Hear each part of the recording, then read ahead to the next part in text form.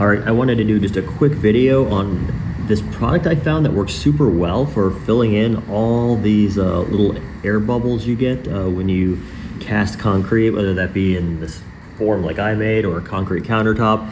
I know some people will be like, oh, you just have to vibrate more, but unless you're using like a specialty casting concrete, it doesn't matter how much you vibrate, you get these little bubbles. This is just like a 5,000 PSI bag mix that costs like 25% of what an actual casting mix costs, so that's why I use it. But like I said, it doesn't seem like no matter how much you vibrate, you'll still get some small bubbles. But let me show you what I use.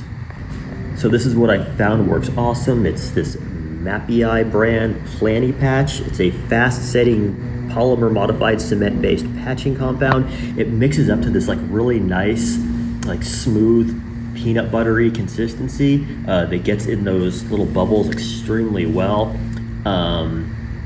Only downside, it does set up very quickly, so I try and use some cool water when doing it, but I've tried a number of different products and this has been my favorite. So essentially I'm just mixing up just enough to get a coat on. I'm using cold water from my fridge to hopefully slow down the cure. And it's not like it sets up instantly, but after about 10 minutes, you'll definitely notice it getting harder. But once I've got it to something close to peanut butter, I use a flat spreader to work it into all the holes. Then, really just to make sanding easier, I go around with a spray bottle and a sponge to smooth it out.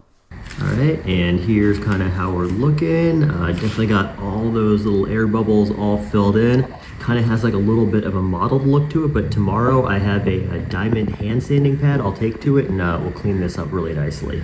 All right, this is how it looks after it's set up overnight. I actually did come out last night off camera and put a really thin like skim coat on with a sponge. And now I'm gonna take a diamond hand sander and kind of clean it up a little bit and hopefully get it really smooth.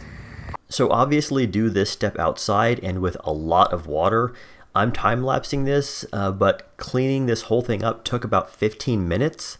Here's what it looks like partially sanded. All the holes are filled and basically just removing the outer cream.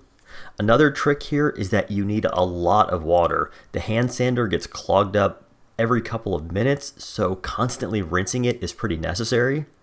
But otherwise, yeah, I think it turns out really nicely.